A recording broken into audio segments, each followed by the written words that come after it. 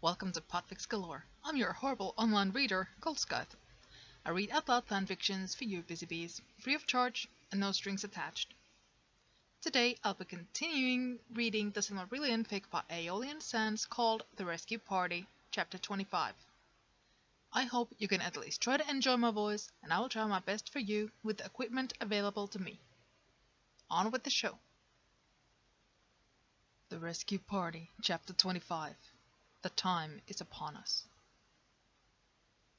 The nightmares were incessant. See, mighty one, see, not even your own brothers want you. If you weren't so pretty, I don't believe even my master would want you. But mighty one, luckily you have such a fair face. Maedhros, son of Feanor, you owe me your life as promised. Gilligorm attempted to pass the girdle. Captain Mablung tried to warn him, but he didn't care what happened to you. Atta, if you burn those ships, get out of my sight! You are not my heir, not my son! You are a traitor to your family! But Atta, Thorgafinwe, get him out!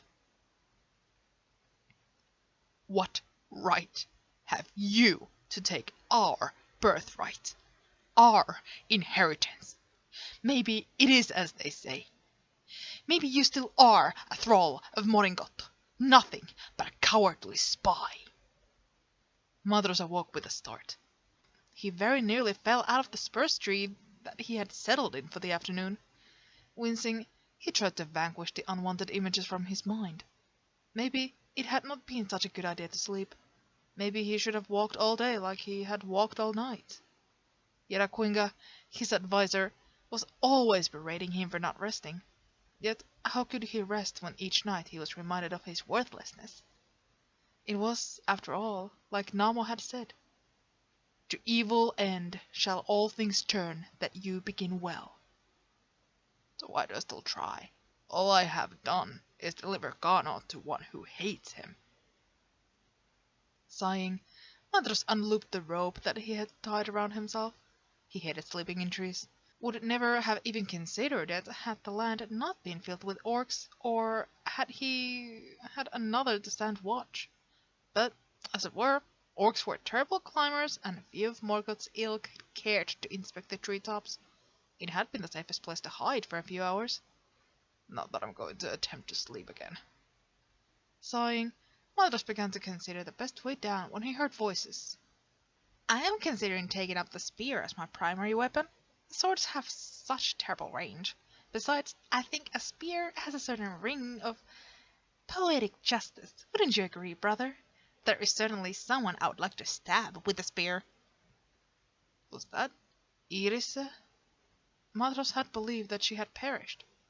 Turgon, he could see hiding himself away in some secret city, as the rumors claimed, like a hermit, but Iris had far too much spirit to do the same. He had made the mistake of trying to tell Gilligorm that once, and his brother had insisted that their cousin lived still. Apparently, Dwelka had been right.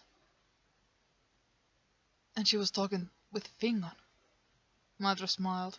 It was good to see Fingon again, although he certainly shouldn't be out here with just Aratel as an escort. He was a High King now, and should know to be more responsible.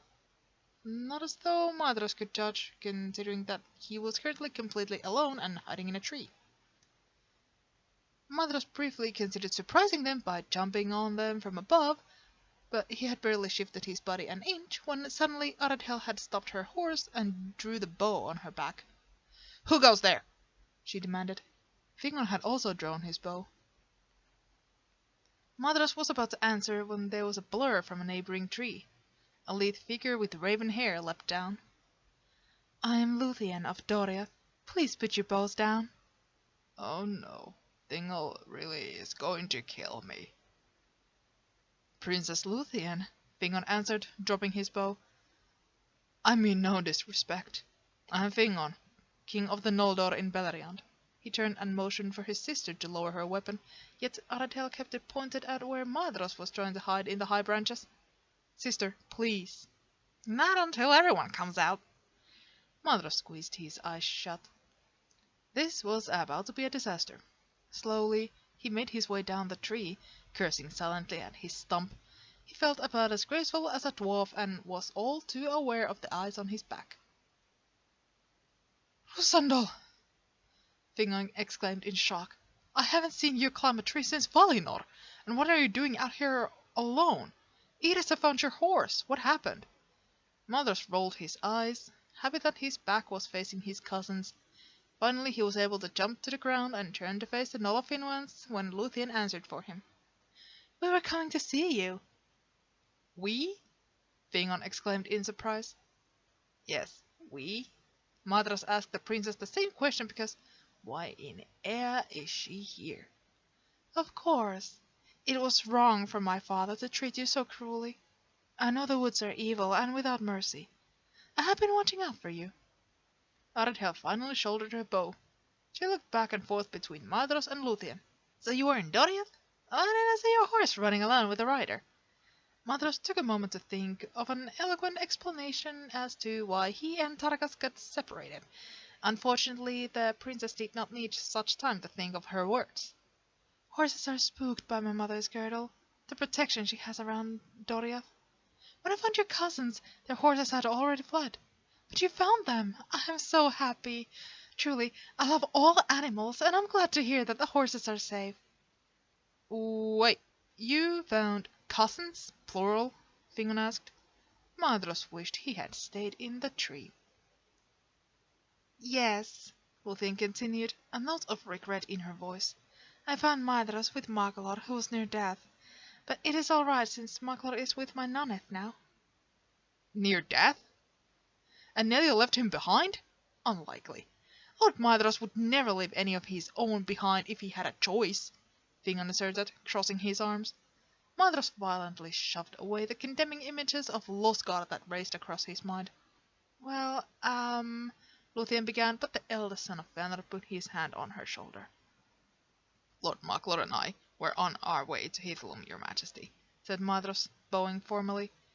He did not see Fingon twitch. On the road, we were attacked by orcs, and a poisoned blade injured my brother. I brought him to Doriath, where I was overwhelmed by the enchantments of the Girdle of Melian. Luthien helped heal Maglor, but he was still unwell. Therefore, Elian the Maya took him into her care. Yet due to the deeds of the past, King Thingol did not permit me to stay within his realm. To avoid conflict with our allies, I had little choice but to continue on alone, with the promise that my people would not seek to harm Doriath. Lord Maglor is a valuable hostage to Thingol. You will not harm him for no reason. Aradhel humphed. A hostage is the right word. We mustn't leave Ghana there alone. No, Madras commanded, at once fearing an assault on Doriath led by Aradhel with Kelekorman Kurufin in tow. That would doom Ghana on himself for sure. Trust me, I wish more than anything to help my brother, but right now is not the time.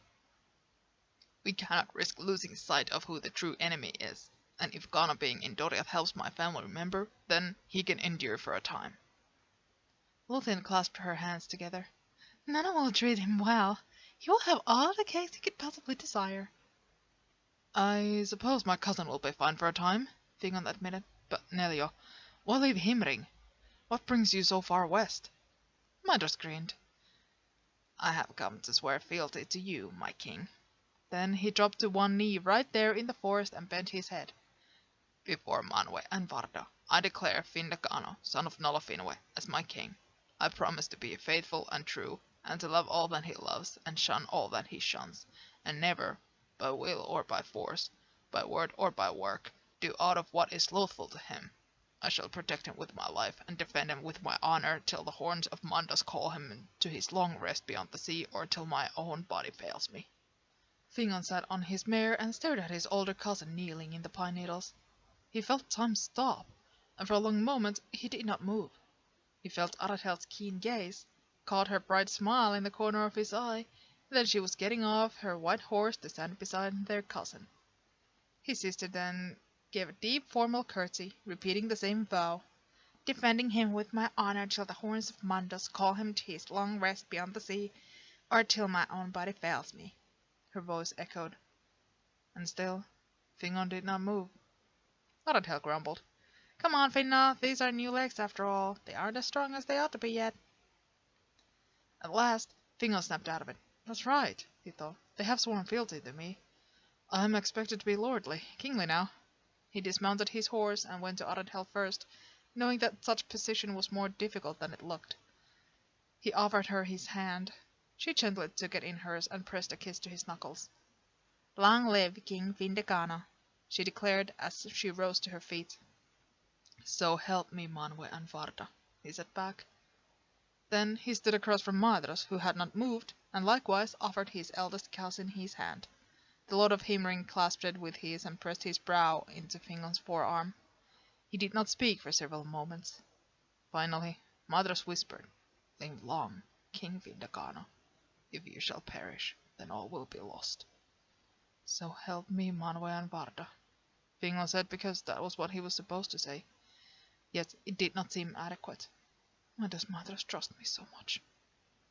Lúthien then clapped once and bounced on her feet as Madras slowly stood. Long live King Vindicana, he declared. Even though I just met you, I know you will be a noble leader. It's in your eyes. They're so kind and soft. Fingon blushed and then turned back to Lule, his mare. You are the one who's too kind, Lady Lúthien, he mumbled before he swung himself back into the saddle. Will you be returning to your father? No! I have spent my entire life in Doriath. I told myself I would accompany Madras to Bharat Aethel, and so I shall. It is not fair that the Princess of the Noldor shall face evil constantly, yet the Princess of Doriath shall know nothing of danger. I want to help. No, Madras told the Eilith. Absolutely not. Why not? She demanded. Because when Thingol has learned that you've gone with us, he will assume the worst and demand my head or just take my brothers instead. You must go back. Lúthien giggled. Don't worry. I left him a note saying that I left on my own will and that I really like my Lord Fëanorian, and if he even thinks of hurting him, then I will never return. Fingon and Madras's mouths both fell open. Arundel winked. A girl after my own heart. I like you. But your father will just think it's a forgery, Fingon proclaimed. No, it's all right, truly. I told my mother too. She told me to go and promised that she would protect Maglor. And father can be scary, but Nana can bring the reins down, if you know what I mean. Fingon took a deep breath. Lúthien continued. Attempting to sneak into Menegroth will only make things worse, and you cannot make me go back. So you have no choice but to take me with you.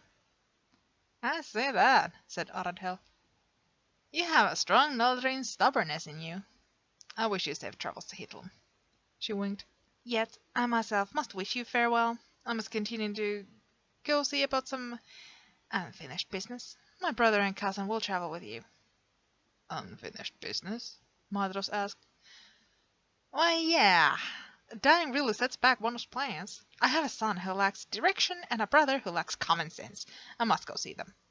Oh, are you returned from Mondas? Lúthien asked with excitement twinkling in her grey eyes. I am indeed, Arundel proclaimed proudly. I'm sorry, what? Madra spoke from where he stood, disbelief written across his face. My husband killed me with a poisoned spear, hence why I think I should become a spearwoman. But as for getting out of Mondas, we have your father to thank for that, since he was the first one to figure out how to escape. Have you seen him? Madras's face drained of color. My father, Fëanor, is living? He's roaming Beleriand? Arundel grabbed the reins in her hand. Like a wild turkey. I think my father is with him, and so you have two wild turkeys strutting about. No doubt arguing about who has the best feathers. They should be hard to miss.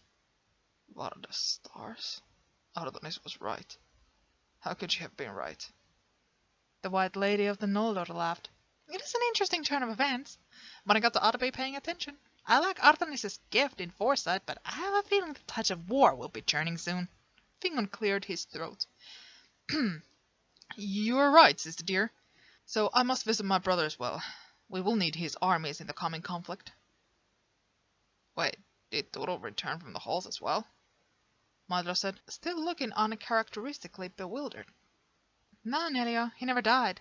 No, Nelia, he never died, answered Arundel gently. Of course not, the Lord of Himring muttered under his breath, a shadow of disappointment crossing his face. Then I should go with you. I have much I would like to speak about with my lord cousin. No, said Fingon, a little surprised at the strength of his own voice. Turu lashes out if he feels too many are against him. Don't fret, I will speak to him about what is on your mind. You should continue to hit them with fair Luthien. Here, take my mare. Lula is strong and swift, and Tarakas waits for you in the stables. Find the rest of your family. I would start with Finrod in Nargothrond since he's a magnet for lost elves and men and various other living creatures. For the briefest of moments, a fire flared behind the eyes of Maedhros, but it died with the same swiftness that it appeared. Very well. He bowed his head in acknowledgement. But you must return. It's bad enough that Turgon wishes to hide in the caves, then Noldor cannot lose you as well. I promise, Bingon declared. Then he leapt from his saddle, took a few items from his saddlebag, and got on Aradhel's horse behind her. Luthien patted Lula's nose, then accepted Maedhros's help in getting into the saddle. The tall Noldor swung up behind her. The speed of Enwyd to you, Maedhros wished his cousins. Fingon dipped his head. And to you as well. If you can write notes to your brother, tell him not to get fat on cakes. And if you see my father, tell him that he was an idiot. Maedhros laughed. Of course, though they both might punch me in the face. Whatever drugs Fëanor had swallowed from Egalmoth were coursing through his veins like wildfire. He had rarely felt so alive. And it felt so good to be in the forge again.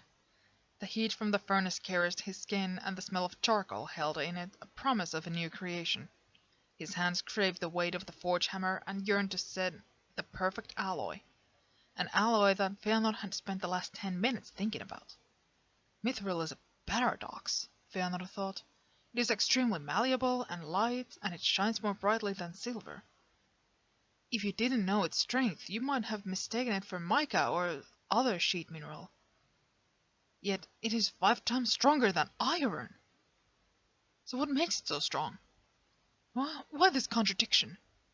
It has to do with the scarn.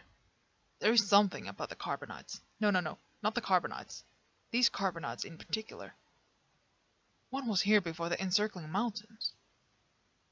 The Sea of Helgard and the site of the Northern Lamp, Iluin is far to the east of here. The ancient Great Lake is in the distant south. Both of these waters could have been excellent for carbonates, but the location is all wrong. Come on, Naro. You're a lore master, are you not?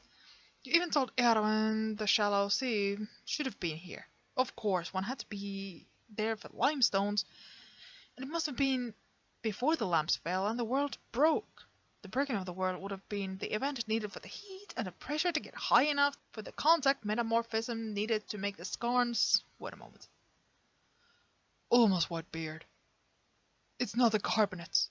It's the fluids themselves. The fluids must have contained something that, when reacting with the rock, created such unique metal. But where would these fluids come from? Fëanor was pacing wildly now, a feral light glowing from his eyes. Then the door opened.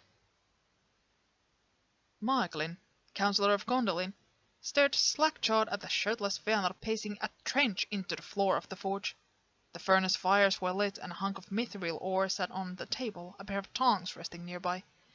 Yet Fëanor had made no move to smelt the metal. What are you doing?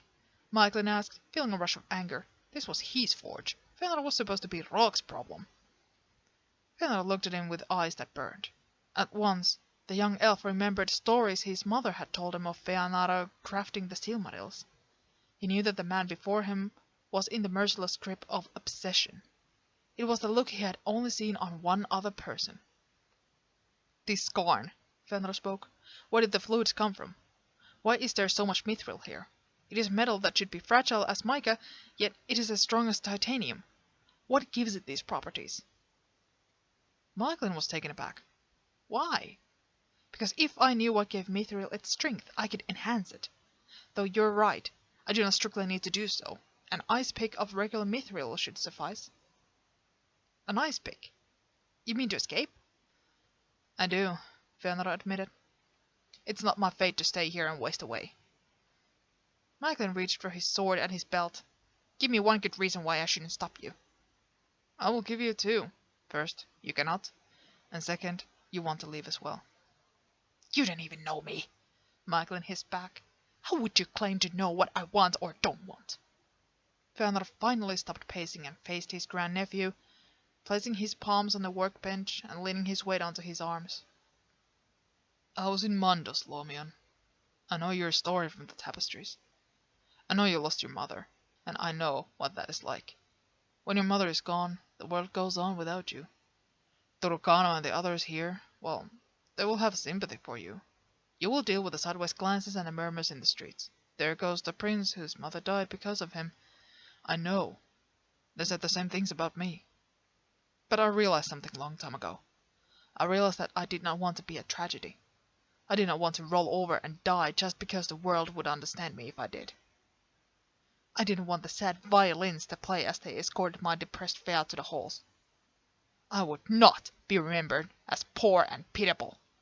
No, I wanted to live so fiercely that the glances of sympathy would turn into awe. There goes the king that does not bend when life is cruel and unfair. Instead, he stands for justice. I said it before, and I will say it again. I will not mourn deedless. I shall not be a shadow, a mist-haunting tragedy dropping vain tears in a salt, thankless sea. Something tells me that you will not have your name go down in the lore of these days as simply being a poor, unfortunate child stuck in a poor, unfortunate city. So tell me, Michael in Lomion, what do you know of this mithril? What might we use it to run from those that would hinder us still? Michael did not realize that he had been stepping backward until his back hit the wall. Fëanor was like a raging star, and the logical part of his mind told him to run. Yet there was something about those fiery words. They were true. Michael was not of the Gondolindum. He was not born here, and he did not choose to live here. He knew exactly what glances and whispers Fëanor talked about.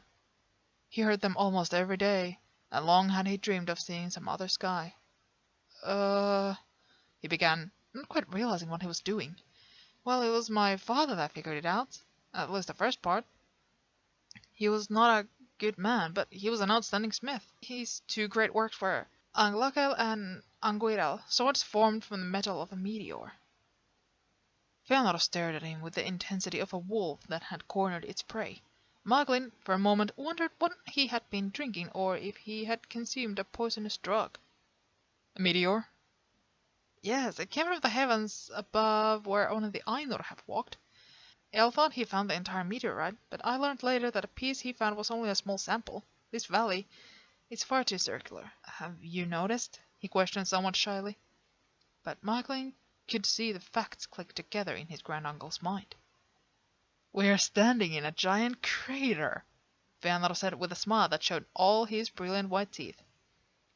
Maglin felt uneasy but continued. Yes, much bigger than the one made by Enoa and Sauron. This meteor would have carved the whole valley and melted the rock on impacts, disintegrating and being absorbed by the carbonate, thus leading to the mithril. I have long believed skarns would host mithril. I learned in Mandos about how light mithril was, and thought for sure it must be carbon-based. And it is, but not the way you would expect. Michael stopped and saw that Fëanor was listening to him and with a deep intensity and focus. He felt an odd sort of excitement rising in his spirit. No one ever listened to him like this. No one even cared about the study of metals, not even Lord Vrog, who was great at mining but cared little for studies. Yet here his grand uncle was hanging on to his every word.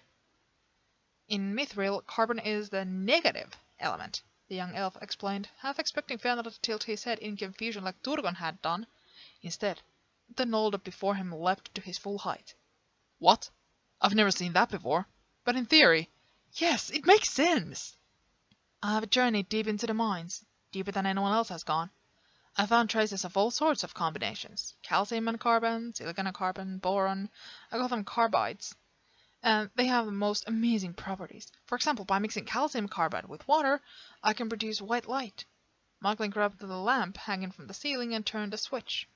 Immediately, a strong light illuminated the room. It isn't as beautiful as your Fëanorian lamps, but... No, Maglin, this is amazing, Fëanor declared. He swung his legs over the workbench to inspect the lamp. Despite himself, Michelin felt sudden pride rushing through him at the praise. He blushed and rubbed the back of his neck as Fëanor took the lamp into his hands. Mithril is a carbide too. Do you know what the other element is? The younger elf asked. Fëanor turned the lamp off and looked at his grandnephew. Michelin could almost see his mind rapidly considering and discarding various elements. It's silicon, Michelin told him. Silicon? You must speak in jest. The most valuable material known to the Eldar is nothing but silicon and carbon? Michelin smiled. Well, it is still incredibly rare. There aren't too many crater deposits. I haven't figured out exactly how the mineral is made, only that it must require a significant impact. Not to mention that diamonds are simple carbon, and they are also highly valued. Fëanor laughed. Sometimes I suppose the unassuming can be the most amazing. What? Nothing. It just reminds me of my wife. No one thought that she was beautiful, but I tell you that she is a stunning woman in my eyes, and more than that. He paused. Sorry, I think I took too much of like all those herbs. They're losing my tongue. You must think me a ranting and raving lunatic. Michelin saw then his granduncle, the legendary Fëanor, in a different light then. He had supposed he would be a villain, a cruel elf not unlike his father, but all he saw was a man who was a little too passionate. Yet, before he had dwelt long on this thought, Fëanor was talking again. Well, he said, seeing as we are essentially working with a sophisticated diamond-like metal here, I see no use in attempting to make an alloy. Introducing any other element would likely only weaken or weigh down the pure mithril. Michelin found himself nodding in agreement. Yes, and I've thought about this for several years. Now, there might be a way to make it glow blue, but I don't see the use of that in an ice pick. Certainly not. Remember, nephew, this is an undercover mission. Now, help me cast this. Michelin probably should have left. He probably should have closed the door and never looked back. But he stayed. He stayed and helped Fëanor pour the mithril and helped him hammer it into shape. He was still there in the early hours of the morning when the two of them were sitting against the wall and chiseling in Tengwar characters into silver axe heads. He was there when the early streaks of dawn broke, and they had crafted 4 glimmering ice picks. Together, they named the Helkanelki, or the Ice Teeth. Earlier that evening. I will challenge him to a single combat. Uncle Nolo scored 8 wounds. I bet I could land at least 9, Gelecorm declared. 9 wounds for 9 bottles of wine. Brother, your face has gone red. Garantir chastised from the other end of the table. So, yours is always red, Morio. Boys! Nernel shouted, but already Agnor and Angrod were butting in. No, let us take him. That slave master will get a spear in the ribs for Dorthonion, Angrod shouted, slamming a fist on the table. Those of our people unlucky enough to be taken captive will surely rise up when they hear our horns, Agnor nodded, taking another sip of wine. I will not rest till every elf is freed from the chains of bondage. Finrod reached for his goblet and clanked a golden spoon against it. There was a shuffling as all turned to look at the king of Nargothrond, who stood at the head of the long banquet table. On his right sat his parents, and on his left were Fingolfin and Anaira. The rest of the house of Finwë sat seated in various other places along with the lords and ladies of Nargothrond, or halfway seated as in the case of Gelecorm. Family and friends, Finrod began, the time is upon us. The dead, so recently mourned, have already returned. Nama grows as restless and eager as us for this war to be over. There is not much I know about the future or what course is right, but it seems to me as if now is a time of action. Hear, hear! Shouted Gelecorm. It is rare that I see eye to eye with my cousin, but in this matter we are on the same height. Now we must only decide what we must do. There was a clamour of voices, and then one was heard above the others. First, we should find Fëanor. Everyone stilled and saw that Finarfin was the one who had spoken. Fëanor has a part to play in these end times. This I know as well as all of you. The King of the West continued. He did not want to find us when he left us to cross the ice, Orodreth pointed out. The only reason why your father has returned, why Arafinwe and I are seated here now, is because of Naro. He is regretful of the events of Losgard. I shall not let bitterness prevent us from saving him if we can, Nolofinwe proclaimed.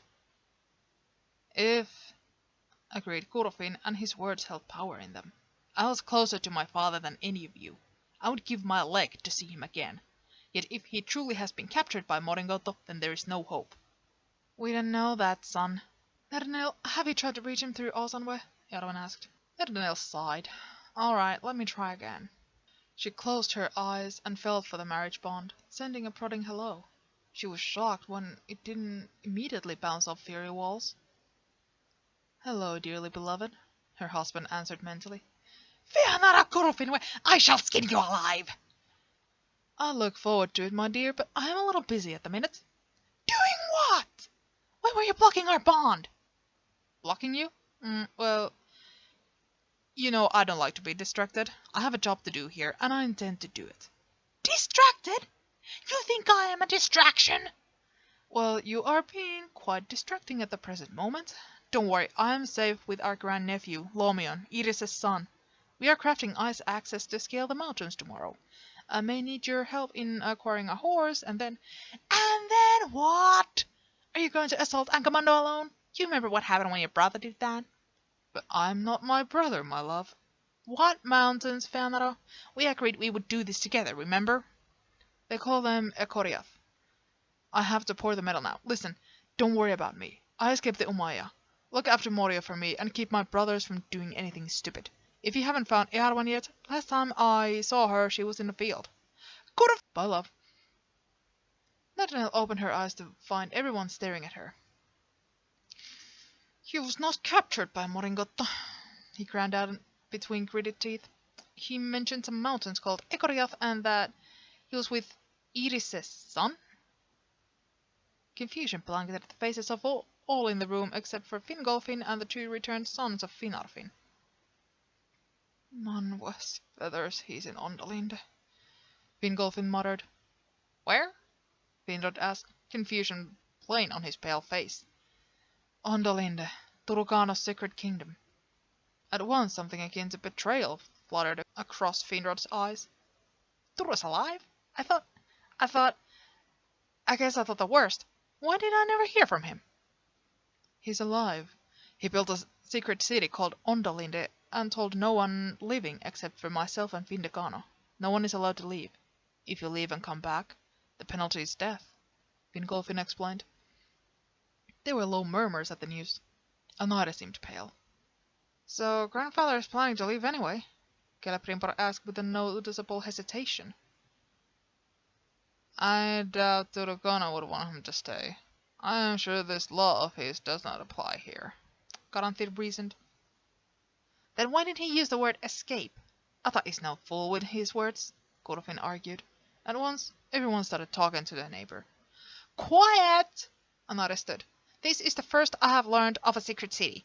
Like my law brothers, I came here with the purpose of seeing my children again, and that includes Turukano. We are a family, are we not? It's time we start acting like it. Finrod looked up. Turukano is the brother of my heart. Aikanaro and Angarado do not seem surprised to learn of this city. It is thus not so secret among the dead, then, is it? And now that the dead are returning, there is little use of maintaining such law. As I said, the time is upon us. We must hide no longer. Finarfin set his goblet down then. It is settled.